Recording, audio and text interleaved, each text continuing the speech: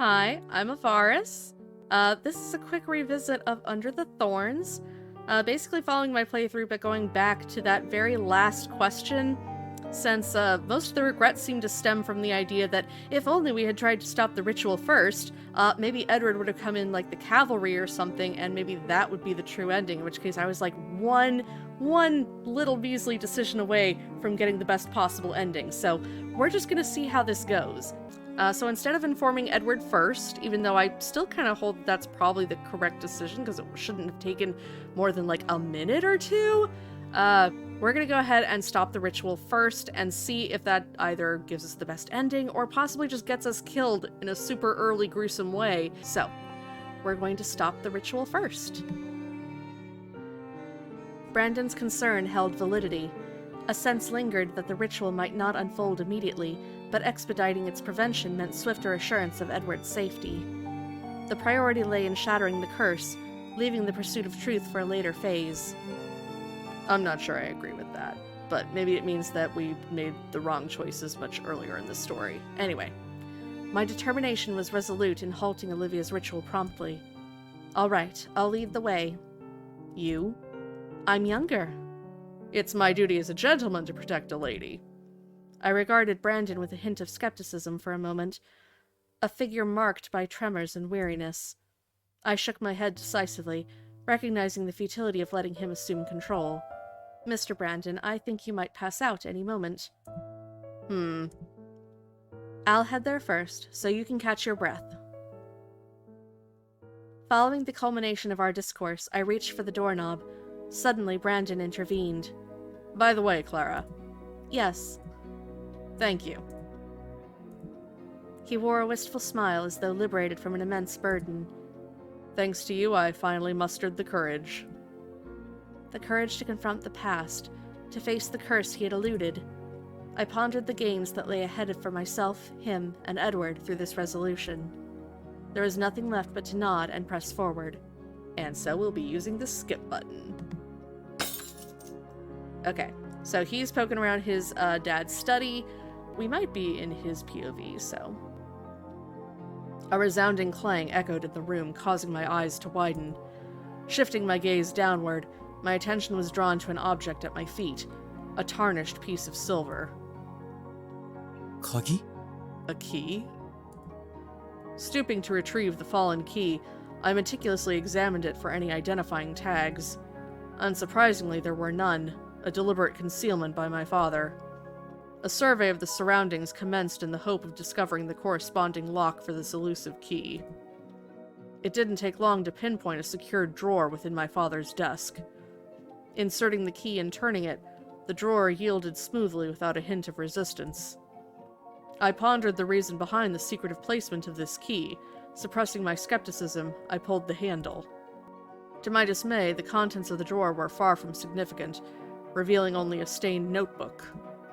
Or perhaps it held more importance than initially perceived. I uttered the name inscribed on its cover. Isabella. 母の日記 Mother's diary. It was my mother's cherished narrative. The pages, adorned with the passage of time, invoked a dual sense of nostalgia and curiosity. Commencing from her formative years, the narrative chronicled a journey from crude sketches to refined sentences.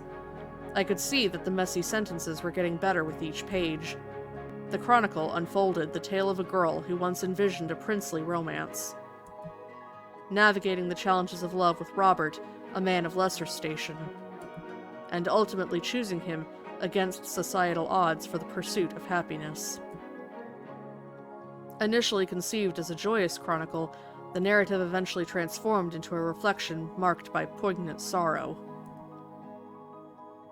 I don't want Robert to find solace in someone other than me. But I also don't want him to be deprived of the rights he deserves because of me. The resonance of those uttered words lingered, holding me captive within their intricate web for an extended period. The ink stains, all dried up now, told a story of her feelings, pride, love, and a profound undercurrent of misery. The lingering anger directed at the individuals within Robert's social circle, whose encouragement of extramarital relations fueled her discontent.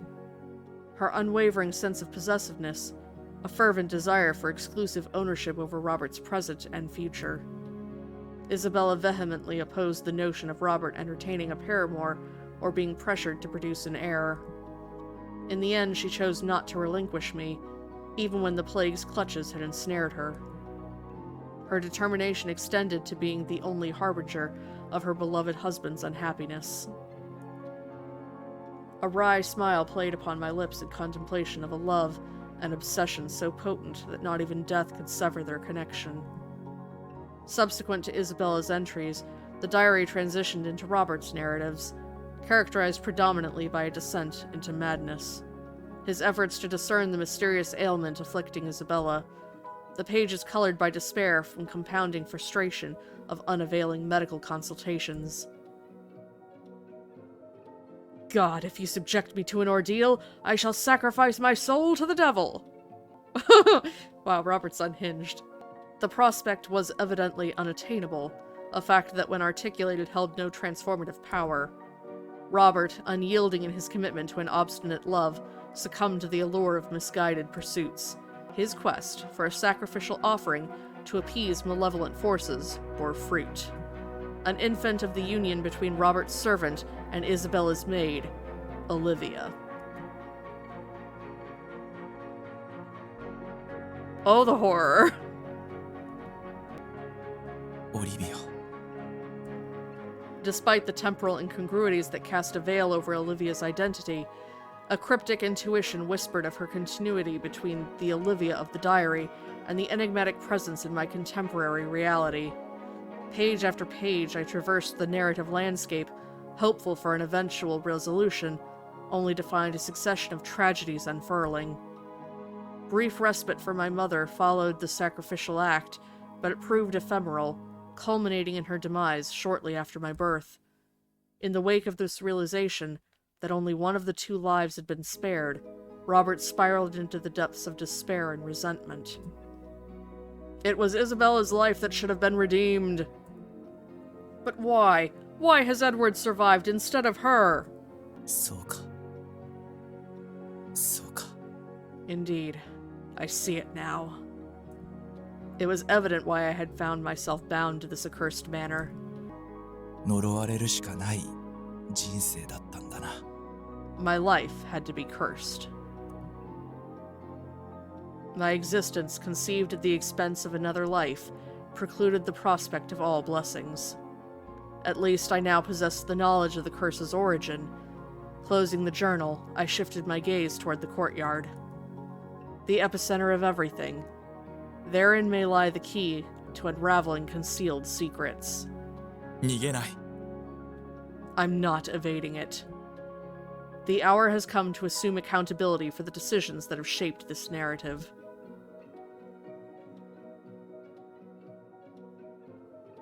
Clara. The time had come to bring an end to this enduring curse. With resolute determination, I made my way back to the subterranean depths where I once fled. The encroaching dusk signaled the imminent onset of the ritual. I must hurry up. As I gazed upon the hastily opened door, a surge of trepidation seized my heart. There was no room for retreat, for her or for us. Inevitably, a collision of forces awaited. Each step forward heightened the palpable fear and pressure. However, being the second visit, the terror had mellowed somewhat, offering a peculiar sense of gratitude. Bravely, I traversed into unexplored realms. In a cavernous hall beneath, an altar reminiscent of a demonic cult's ritual site met our gaze. Bespattered with blood, it bore witness to a macabre tableau. Olivia stood before a circle of candles, uttering incantations in an unintelligible language. With each recognized word, the temperature seemed to plummet. "What are you doing?" The words flowed like a sigh, and Olivia's murmurs ceased.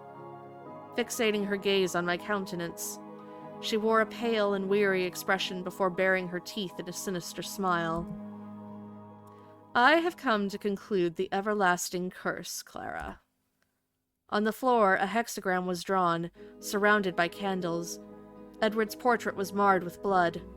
She menacingly wielded a bloodied knife toward a marionette, an uncanny likeness of him. In a surge of concern, I lunged at her, fearing she might impale the marionette at any moment. "Stop!"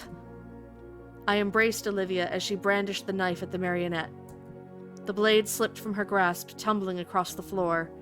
Swiftly, I used my foot to kick the knife out of her reach as she attempted to reclaim it. Although Olivia struggled against me, her weakened state proved no match for my younger and healthier self. Even her bloodied hand, a testament to the arcane rite, flailed impotently.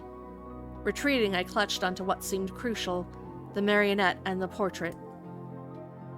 "Olivia, open your eyes. This isn't right." What is not right? What proves you know everything about this? "I may not know everything, but I do understand a lot. Edward is a victim in this too." Clara, there's only so much I can tolerate for who you are." "What?" A hand emerged from behind, seizing Olivia by the scruff of her neck. It belonged to Brandon, who had trailed behind me. He promptly grabbed Olivia's arm and forcefully brought her to the ground. Frustration etched her features as Brandon applied unyielding pressure to her back. "Brandon, you worthless coward! What urged your miserable self to come back to this place?" His countenance revealed unwavering determination. "Nothing extraordinary, Olivia. I've come to seek atonement."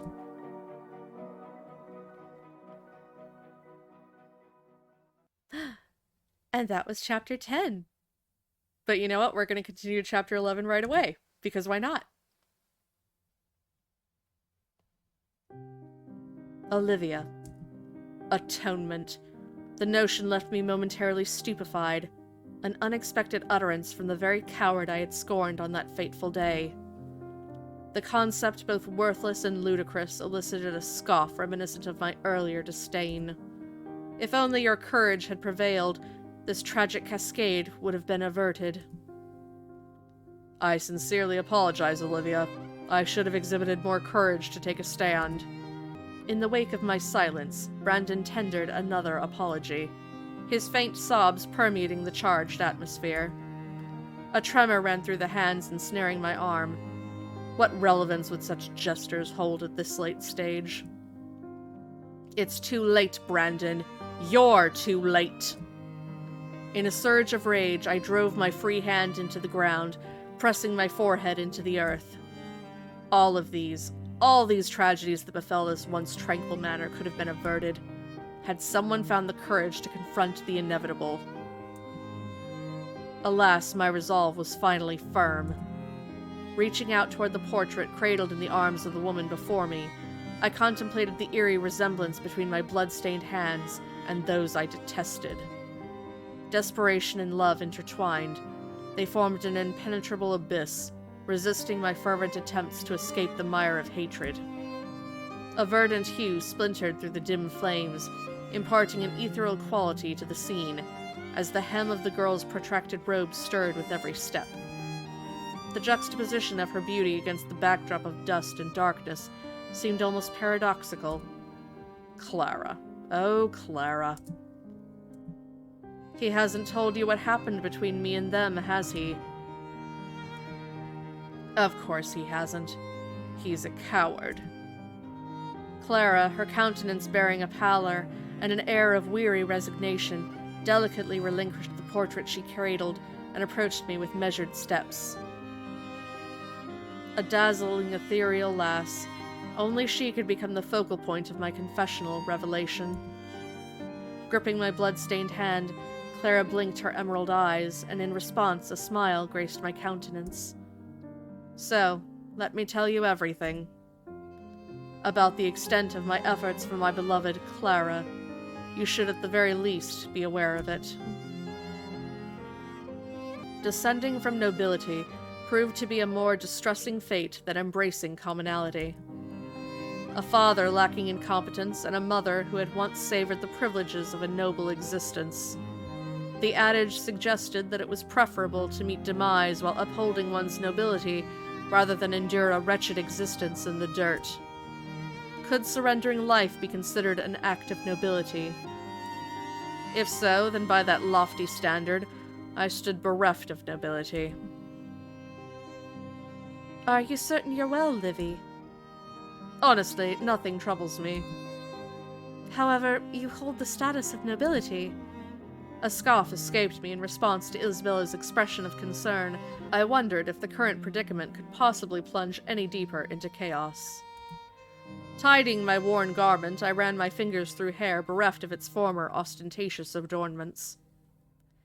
Izzy, do you realize how many women there are dressed like me on the streets? The abandonment of social grandeur had erased any concern for sartorial splendor. Yet Isabella remained cognizant of the sacrifices I had made, liquidating luxuries to sustain my familial ties. Though I didn't anticipate that the reward would be their betrayal. Livy. A steely resolve manifested as I observed her visage contort.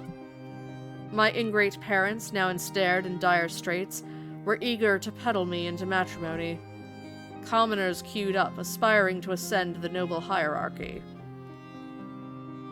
He's a generous man, though he's a commoner.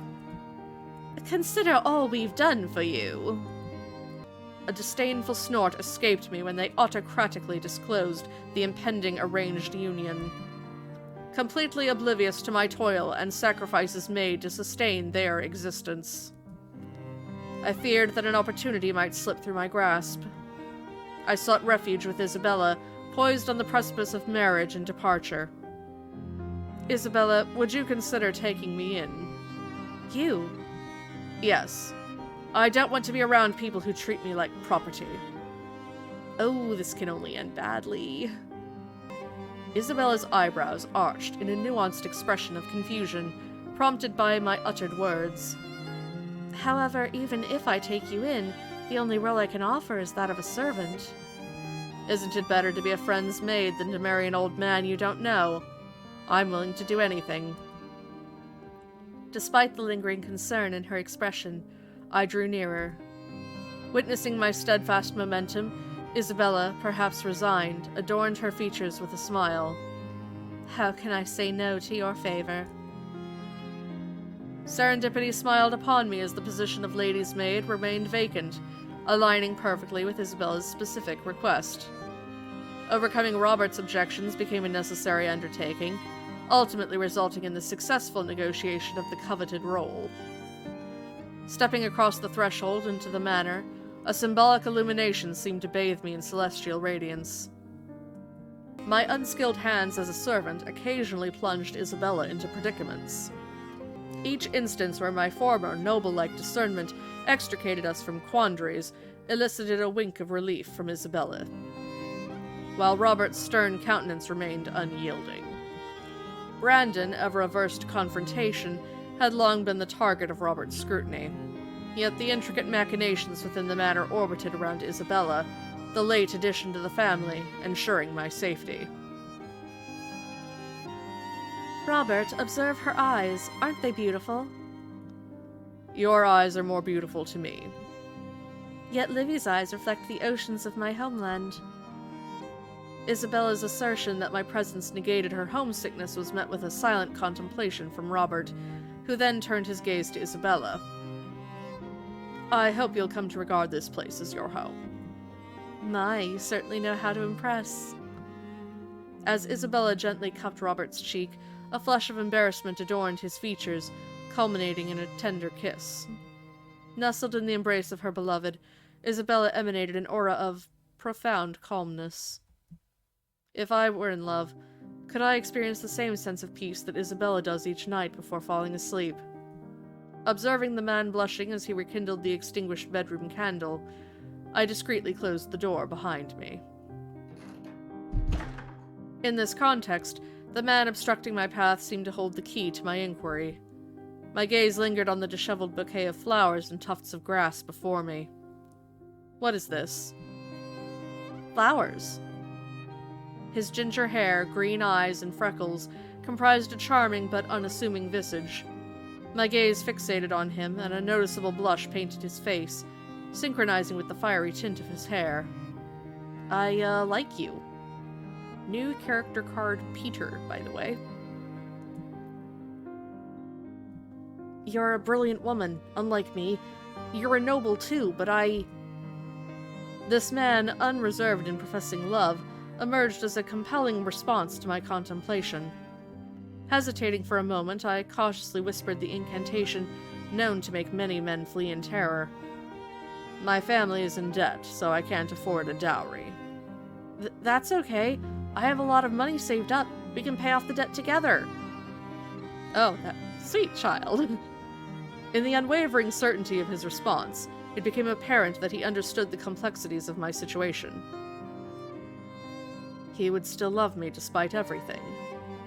The question lingered in my mind, yet I refrained from voicing it, opting for silence. In response to my reticence, Peter, with an unrefined hand, absently rubbed his cheek, emitting a soft, almost awkward laughter. The soil staining his cheeks went unnoticed, enhancing his somewhat unassuming demeanor. Though I think my debt will be abrogated soon. Oh, is that so? Yes, once I get your surname, it should be over. I see. Huh? As I accepted the flowers, their fragrance enveloped me, an intoxicating aroma. This man truly loved me, and that devotion became the basis of my choice.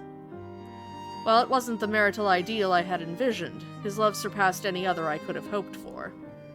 Less than a year into marriage with Peter, I found myself with child. It was a prospect Robert and Isabella had struggled to achieve for 3 years. Any initial reservations about revealing this news to them dissipated swiftly. Encouraged by Peter to share the news, I eventually did.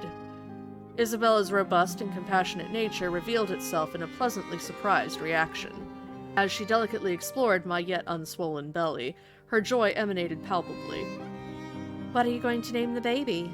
Sinclair if it's a boy, Clara if it's a girl. What do you think?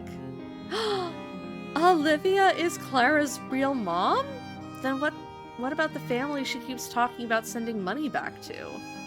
I guess they were adoptive somehow? Something happened. Okay. Oh, your baby is going to be a wise one. Her smile met with my eyes, melted away any lingering concerns. Relief washed over me, motivated by a desire to avoid incurring her disdain. Her tearful eyes conveyed a profound connection as she held my hand. Livy, are you happy? Of course I am. I'm glad. I'm so glad. Tears cascaded down her cheeks, a poignant sight from a woman known for her fortitude. Despite her usual pride, she wept for a friend. How lovely. In a tender moment, I enveloped her in my arms, and she reciprocated the embrace. I was afraid you might feel unhappy at the manor. Why would you think like that? I've never been unhappy coming to this manor. I'm very happy, and it's all because of you. Whispers, profound and heartfelt, escaped my lips as I held Isabella close. My love, my solace, resided within the confines of this manor. Filled with a sense of bliss, I harbored a desire for this happiness to endure, a wish for the dreamlike tranquility to persist. Such was the audacity of my aspiration.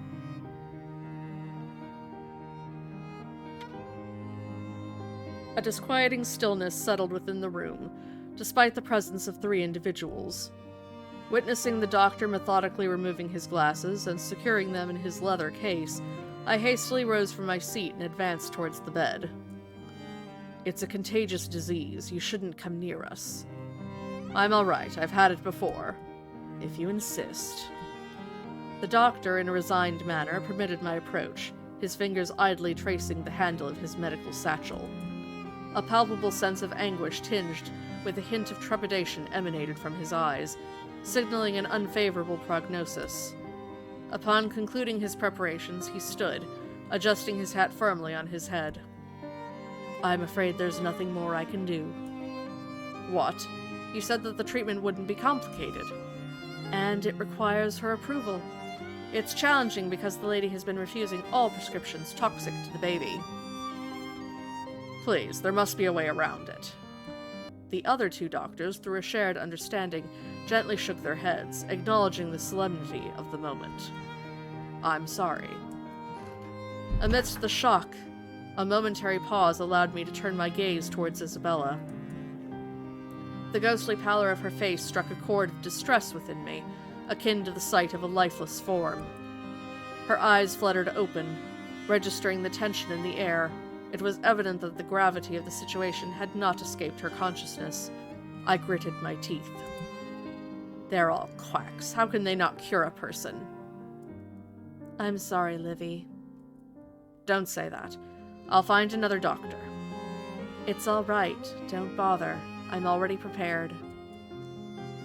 You're breaking my heart. Now was not the time for idle contemplation. Isabella needed to recover and find solace within the embrace of her family. Clasping her hand with renewed conviction, a feeble smile graced her lips, a fleeting expression of reassurance in the midst of turmoil. Olivia, I need a favor from you. What is it?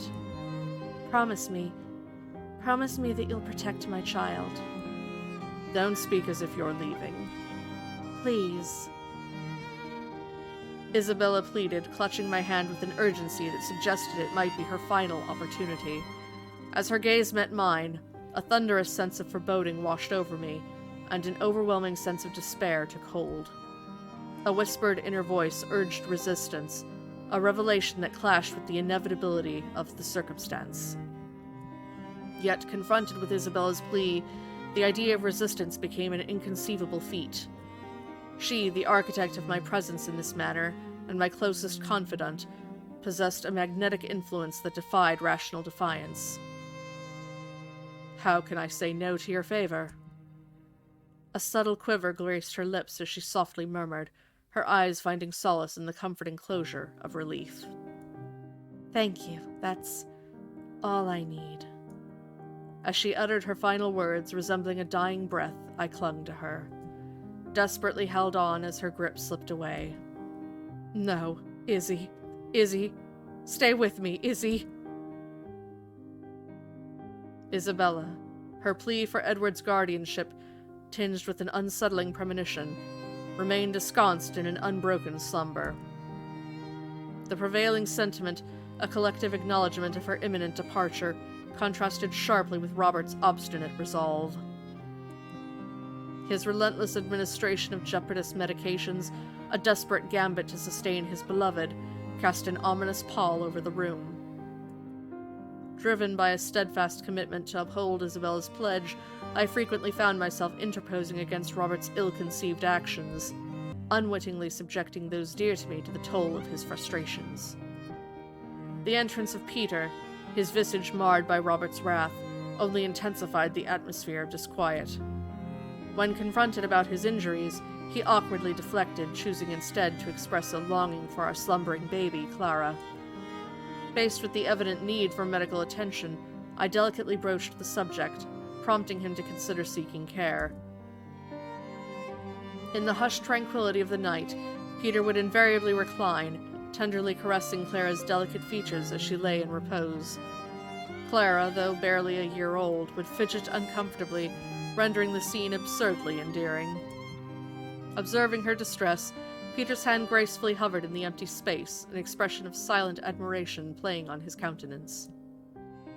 How could she be so adorable? She looks nothing like me. She has your eyes, even the freckles. I was hoping she wouldn't have my freckles. An involuntary ripple of laughter escaped our lips, momentarily eclipsing the pervasive ache that lingered. Clara's plaintive whimper momentarily interrupted our shared mirth. Peter remained in patient anticipation, with a compressed mouth, broke the silence with a gentle whisper. We'll get through this, Livy, for Clara's sake. Yes, for Clara. No matter what, we'll live for her. As a balm to the collective wounds, an attempt to assuage the lingering echoes of Isabella's departure and the ominous specter of Robert's destiny, Peter encircled me with a protective arm. The tender press of his lips upon my forehead carried an olfactory tapestry of ointment, sweat, and the earthy traces of labor. Affirming our silent pact, I nestled against him, finding solace in the rhythmic symphony of his heartbeat that reverberated through the quietude.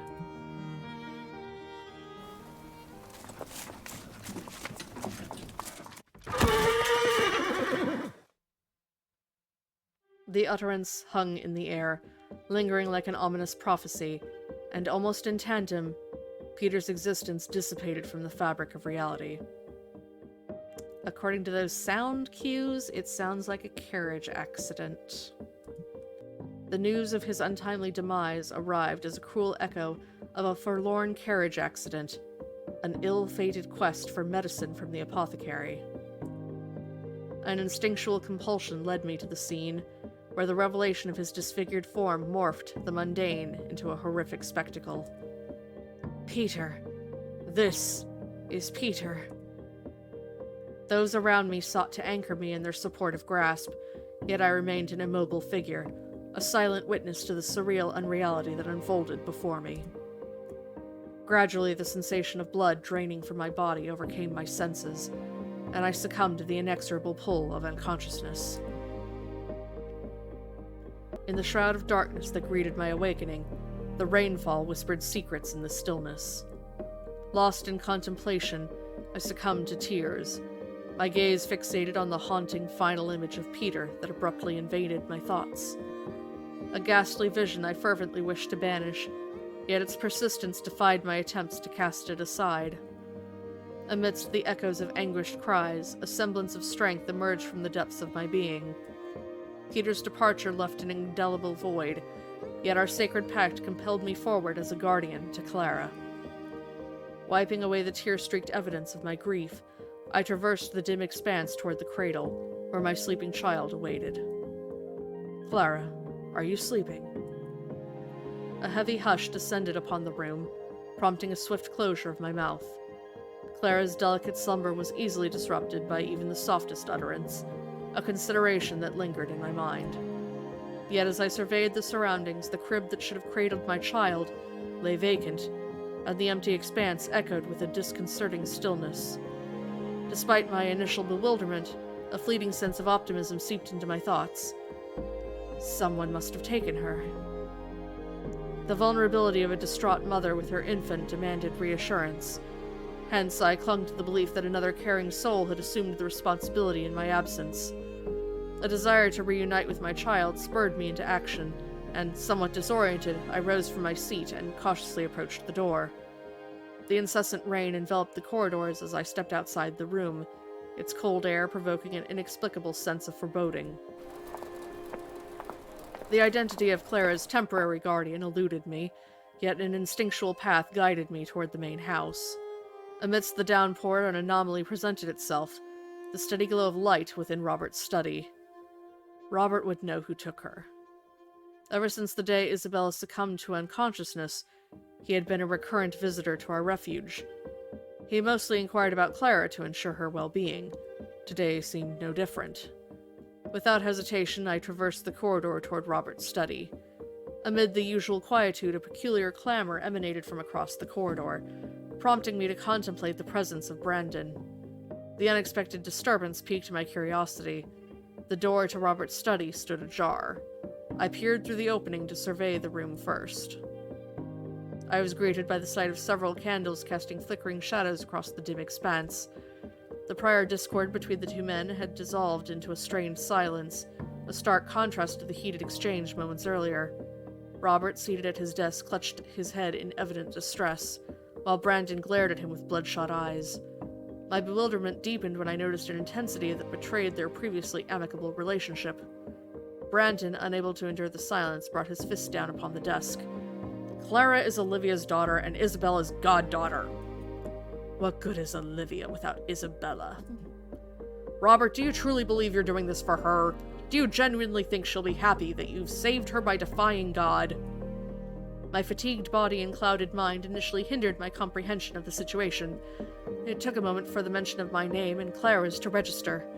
Robert, like myself, exhibited a momentary pause, his expression reflecting a shared sense of confusion. However, as he lifted his gaze, an inscrutable comprehension cast a shadow over his countenance. The familiar visage transformed into something more akin to a malevolent entity than a gentleman. The same realization seemed to dawn on Brandon, casting a pall of mild horror and contempt across his features.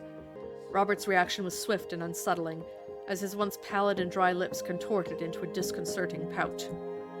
If you are only going to continue interrupting me, I will have no choice but to have you leave this manor. Robert, please, you can't sell your soul to the devil. Isabella wouldn't want you. Shut up. You don't know anything about Isabella. Without reservation, he rose, embodying an almost diabolical presence, and seized Brandon by the scruff of the neck. The room witnessed a rapid escalation of physical confrontation as the sanctity of his study transformed into an impromptu arena. Brandon, despite possessing superior physical prowess, exhibited hesitation in retaliating against his brother. He was forcefully pushed back and collided with a bookshelf. Robert's eyes emitted a scornful gleam, further intensifying the unsettling scene. Robert screamed. I don't care what the price is if I could have my Isabella back. Even if it takes her son or her goddaughter, that won't stop me. It doesn't matter to me, even if she would hate me. In the midst of the discord, Robert's vehement shouts reverberated, leaving me momentarily stunned. My retreat toward the door, unintentionally causing it to creak open, drew an agitated glance from Robert, as though confronted by an unforeseen apparition. Upon regaining composure, I ventured closer to Robert, intending to extract answers. Robert, what is all this about? How dare you, a mere maid, enter this room? That doesn't matter right now. My interrogative shout prompted a dismissive click of his tongue. Brandon, steadying himself, approached me. Olivia, I can explain everything. Disregarding his unsuccessful effort to keep a physical distance between Robert and me, I lifted my chin. I have heard enough, Brandon. You've got nothing to tell me. Let her be. Brandon, feeling helpless, dropped his head. I navigated past him, preserving my composure. I faced Robert's murderous and vicious glare from the bookshelf. The intensity of his gaze threatened to tear my soul asunder, yet resolved not to yield, I gritted my teeth and advanced further. Robert, please don't do this. I already lost Peter. Must you do this to me? So you must understand what it feels like to watch someone die. A dead man doesn't come back to life. Even though I lost Peter, if Clara could live, if only the fruit of our union could endure, nothing else mattered. The pledge to secure her happiness, an oath shared with Peter, became my unwavering commitment, unyielding even in the face of his untimely departure. In a state bordering on servility, my clasped hands rose in supplication, a desperate plea directed towards Robert. All I have left is Clara. Please, I beg you. Olivia's right about this. It wouldn't work. Let's find another way. Beside me, Brandon lent his voice to the chorus of entreaties, his plea echoing in the resonant chambers of the room. The struggle etched on Robert's brow hinted at the gravity of the choices at play. As he grappled with the dill, a spark of hope ignited within me, fueled by the notion that our collective plea might penetrate the recesses of his resolve. Striving to meet Robert's gaze, I ventured a nervous smile. Haven't we been through enough? In response, Robert's stern countenance lifted, unveiling a determined visage. Never. The words that followed were delivered with a whisper, each syllable saturated with malice and venom, as though these traits had forever lingered beneath the surface of his demeanor. I've always disliked your presence. In a sudden revelation, both Brandon and I grasped the harrowing truth. Robert had surrendered his sanity, sacrificing anything and everything for Isabella. Oblivious to the decay in his judgment, Robert pulled the strings. The entrance of burly men into the study seemed orchestrated by an unspoken agreement, shattered the contemplative atmosphere. In tandem with Robert's commanding gesture, the study transformed into a stage for their purposeful actions. Bewildered, Brandon and I found ourselves subjected to a directive. Get the two out of my sight. Eye contact with the servants who had once shared moments of camaraderie revealed a stark transformation. Their apathetic compliance with their lord's decree underscored the impermanence of shared memories when confronted with allegiance to a higher authority. Bereft of preamble, they seized and cast me into the cold, unforgiving tempest outside. Recumbent on the rain-soaked ground, my gaze ascended to meet an array of indifferent stares. I couldn't fathom the reason for why everyone was looking at me. Why? Why? Cast adrift, forgotten on the fringes of societal acceptance, I crawled on the wet ground to reach for those barring my path to Robert. Please, Robert, if you have any mercy left in you, you can't do this to me. Poor Olivia. Robert averted his gaze, and the servants, with a peremptory shove, propelled me further into the abyss of despair. Seated there, I hysterically cried out, the sensation akin to coughing up blood. Robert, please! No benevolent soul extended a hand to aid me. In the absence of Isabella, my existence held no significance within the manor.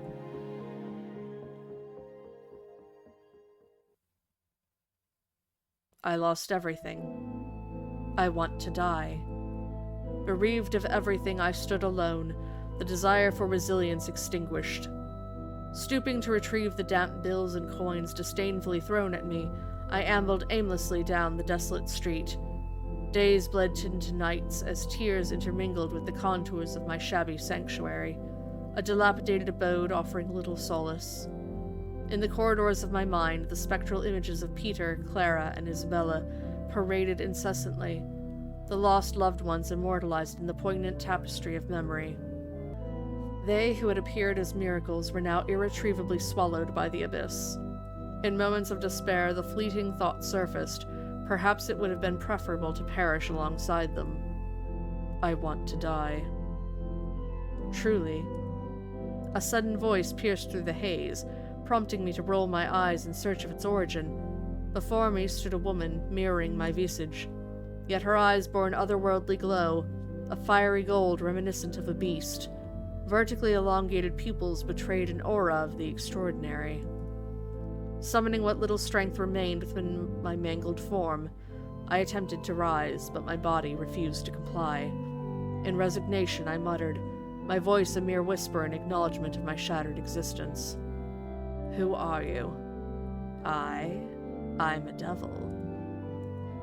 Ha! I thought Robert was talking crazy. Of course he is. He is the one who did summon me.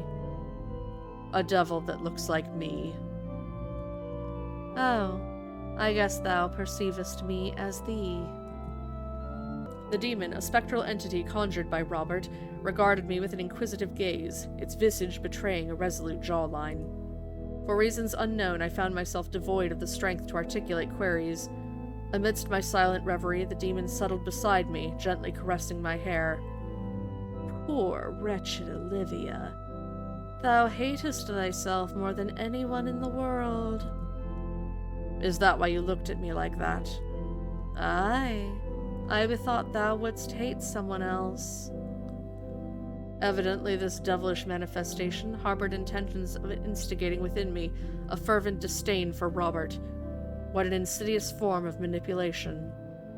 I emitted a brief, hollow laugh, cognizant of the inevitable cost attached to the demon's assistance in exacting my revenge. I don't want to be like him. I verbalized my decision, and subsequent words flowed effortlessly. I just want to be buried in a meadow and wither. As I cradled my face within trembling arms, succumbing to the depths of despair, the demon allowed me to rest my head upon its incorporeal lap. Its artful voice pacified my tortured soul, but, metaphorically, plunged a knife into the depths of my wounds. Oh, poor Olivia. 'Tis no use bemoaning the world. What good is it to weep when thy man and thy daughter burn in hell? The moment these utterances reached my ears, my consciousness plunged into an abyss, as if a torrent of blood gushed forth from the freshly inflicted wound. What did you say? Isn't it quite obvious? Thy man was sacrificed to summon me. Thy daughter was sent to hell to save someone else. Peter. Even Peter. A devilish sneer accompanied the chilling touch of lips pressed to my forehead, unleashing a cascade of pain that surged through my entire being. Within the crucible of this torment, an insidious malice long dormant flared to life. Witnessing the gradual transformation of the demonic voice into an eerie semblance of another, I uttered the name of the man. Robert. Robert. Oh, Robert. You despicable scum. In a burst of unbridled rage, I forcefully shook off the devil, the clattering of my teeth echoing loudly in the aftermath. The widening pupils of the devil mirrored my agony, reflecting tears that transformed into macabre rivulets of blood. Within the abyss of its black gaze, my suppressed emotions manifested, and I found myself swallowed by my subconscious self. Tell me what I have to do.